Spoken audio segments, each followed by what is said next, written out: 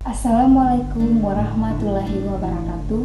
Perkenalkan, nama saya Fitri Yantim Abdul dengan NIM D1B1222291. Saya mahasiswi jurusan farmasi dari Universitas Megareski Makassar.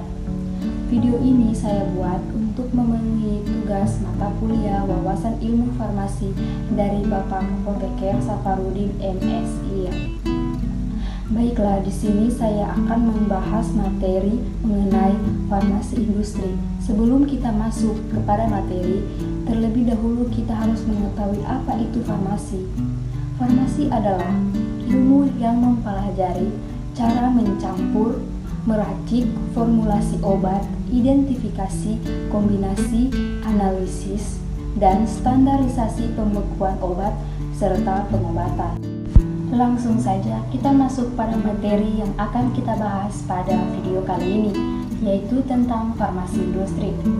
Farmasi industri merupakan keilmuan yang berfokus pada pembuatan obat di industri farmasi.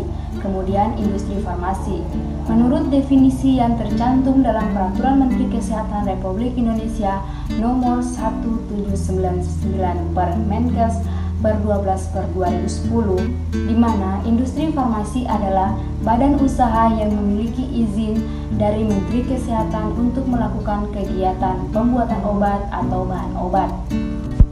Adapun beberapa peran apoteker di bidang industri farmasi, seperti yang disarankan oleh WHO, peran apoteker di industri farmasi terbagi menjadi 6 bagian. Yang pertama ada caregiver, di mana apoteker sebagai pemberi pelayanan dalam bentuk informasi obat, efek samping kepada profesi kesehatan, perlu adanya interaksi dengan individu atau kelompok di dalam industri maupun di luar industri.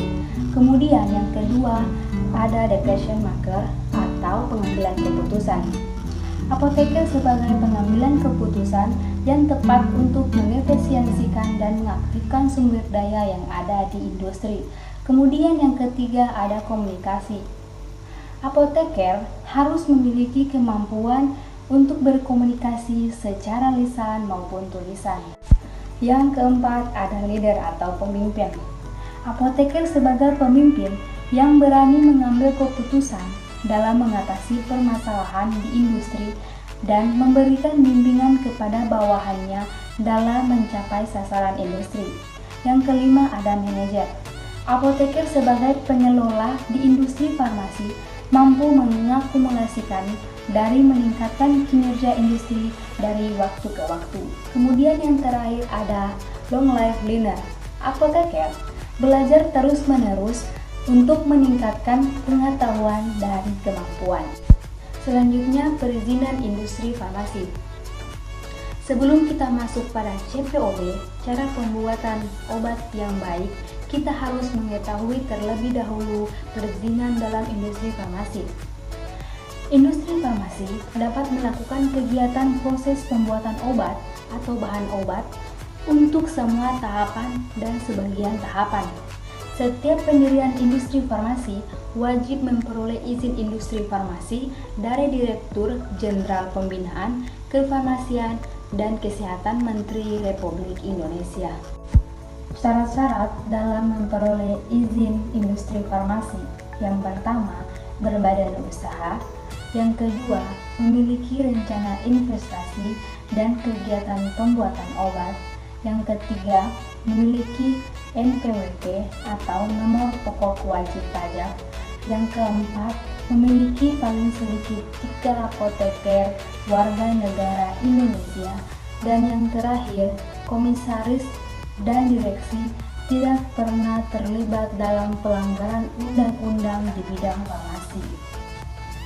Nah, selanjutnya kita masuk pada pembahasan CPOB atau cara pembuatan obat yang baik. CPOB merupakan pedoman yang dikeluarkan oleh Dinkes sesuai dengan Keputusan Menteri Kesehatan Republik Indonesia Nomor 43 sebagai suatu persyaratan dan ketentuan bagi setiap industri farmasi untuk dilaksanakan. Adapun tujuan dari CPOB yaitu untuk menjamin obat yang dibuat secara konsisten memenuhi persyaratan yang diletakkan dan sesuai dengan tujuan penggunaannya. Industri farmasi yang memproduksi obat dapat mendistribusikan atau menyalurkan hasil produksinya langsung kepada pedagang besar farmasi seperti apotek, instalasi farmasi, rumah sakit, pusat kesehatan masyarakat, klinik, dan toko obat sesuai dengan peraturan perundang-undangan.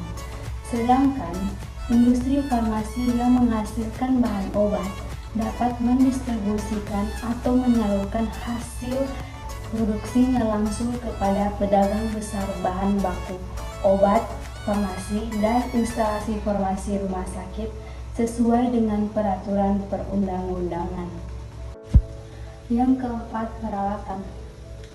Peralatan yang digunakan untuk memproduksi obat harus memiliki struktur yang benar dan penempatan posisi yang tepat.